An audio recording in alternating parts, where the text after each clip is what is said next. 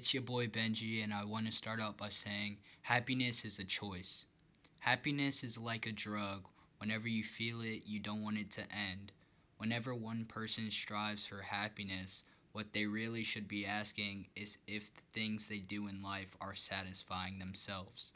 If not, examine those things and cut them out accordingly. It could be a job, a living arrangement, even having the wrong people in your circle or having too many. Whenever someone strives for happiness, it usually comes at a cost. What are you giving up to strive for this feeling? Most people battle addictions, stress, etc. When getting through these things could make you happy ultimately, whenever it happens again, you will go right back down to the rabbit hole and start all over again. These are many things that could satisfy your needs in the short terms of happiness when people should be looking at a long term. When looking at long term happiness, I mean substantial happiness no matter what outer source tries to disrupt it. Being happy with yourself no matter what is going on in life. I get that could be tough for some of you. If so, take this as a learning point. Maybe there are some other exponents that you are trying to make work that is only hurting your happiness. Striving so hard to make things work or to keep a relationship you're afraid to lose because y'all have been friends since you were younger, or even focusing on a career when deep down you know it's not for you. These factors could drain your happiness out. Nothing should be more important than yourself, which, if you take this into action, you will realize happiness is a choice and a state of mind, and only you can work to make things you want in life possible. I get that could be tough for some of you. If so, take this as a learning point. Maybe there are some other exponents that you are trying to make work that isn't only hurting your happiness, striving so hard to make things work or to keep a relationship you're afraid to lose because y'all have been friends since you were younger, or even focusing on a career when deep down you know it's not for you.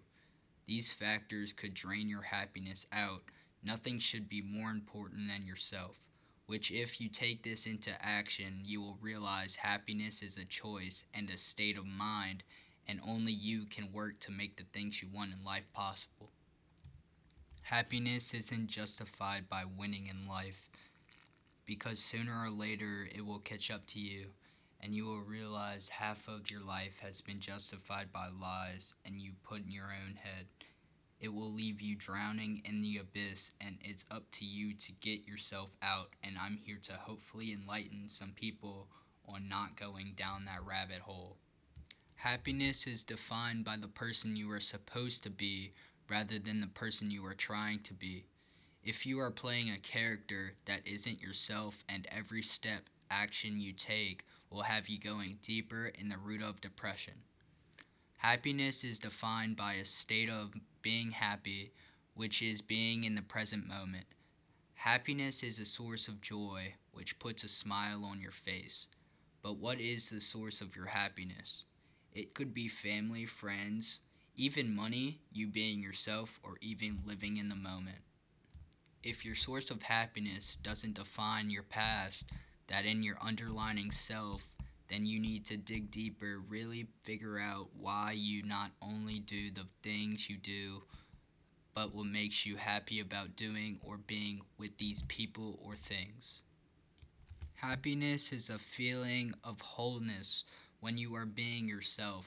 Happiness is learning to accept yourself no matter the flaws, and learning these flaws are what make you you and what makes you special. Living in the past over someone you wish you still were will leave you drowning and will cause you to go in a bad state of mind. It is only good to look on the past and move forward, not to live in it. This is happiness. In the United States alone, there are 67% of people that are unhappy. You can't put a number on happiness. It's a feeling. However, this goes to show the social norm is messing people's state of minds up more and more. Most people can't function without a stimulant, which is the reason most people are unhappy. In my young life, I've gone through depression, sadness, and happiness.